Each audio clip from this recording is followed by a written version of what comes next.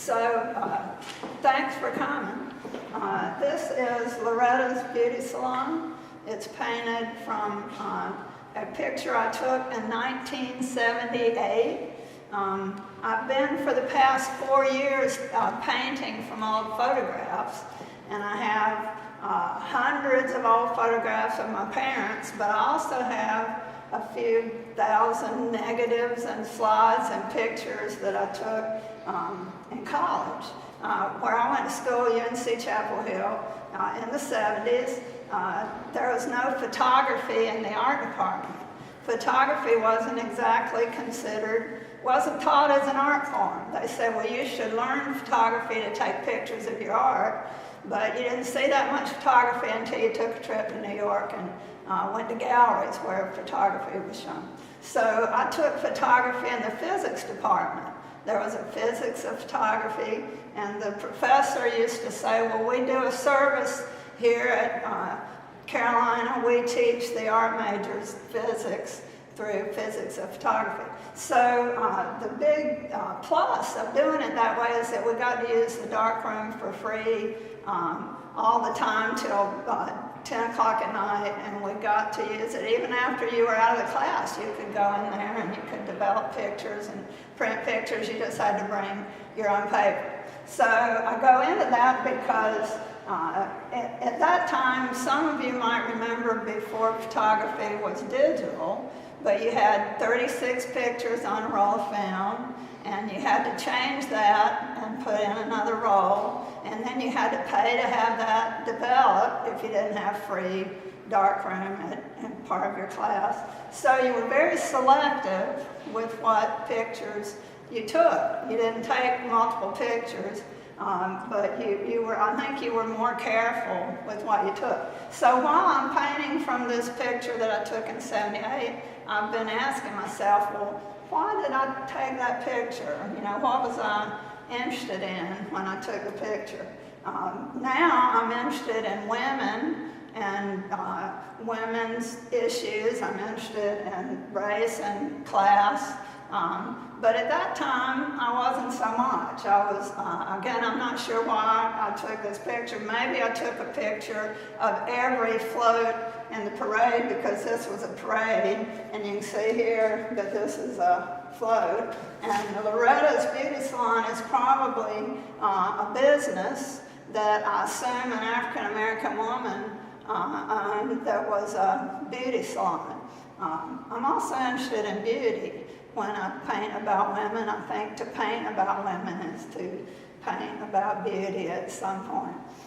But here, at the time when I took the picture, I'm not even sure that I noticed that the girls were African American. Possibly I didn't notice that. And I don't remember noticing that the African Americans were kind of in this section, kind of in the background, but they are cheering the women on. I don't think I noticed that the decorations seem to be prefab kind of decorations. I think Humpty Dumpty was purchased as part of some kind of kit.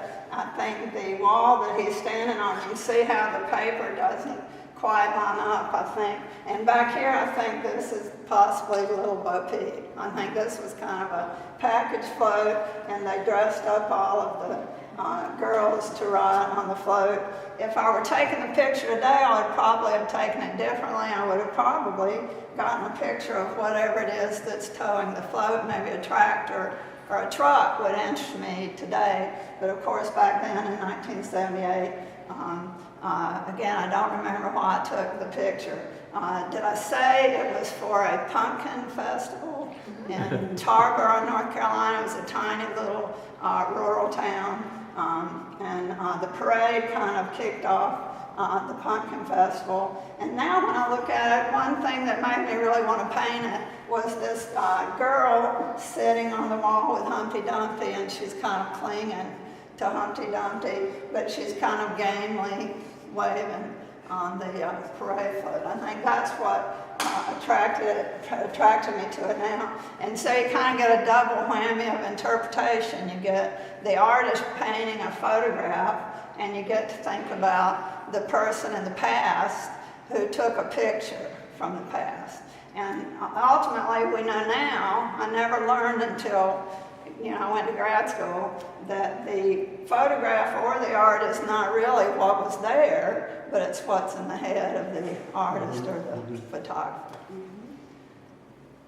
So, any questions? Yeah. I know you talked about this maybe a little last year, but can you just touch on the monochromatic, the way that you paint black and white? Oh, well, mostly because the photographs are black and white, and I love the shades and the tints of the black and white, and I love being able to do washes, but also to use white and black. In watercolor, you don't use black or white usually, and I really enjoy the black and white, and also like the drawing quality of the line when you paint the line. I'm just going to make a comment, and I've seen a lot of your work, and I always love creating the narratives in my own head that probably may not have anything to do with it. Almost is if you've stated, you didn't know quite why you took the picture. One of the things, without putting what's pulling that float in, it was totally out of context with me. I never would have realized it was a parade initially. And then I'm looking at the text, and I'm saying, why is Humpty Dumpty on this with a beauty salon? Did they put all the pieces back together again for you? I don't know.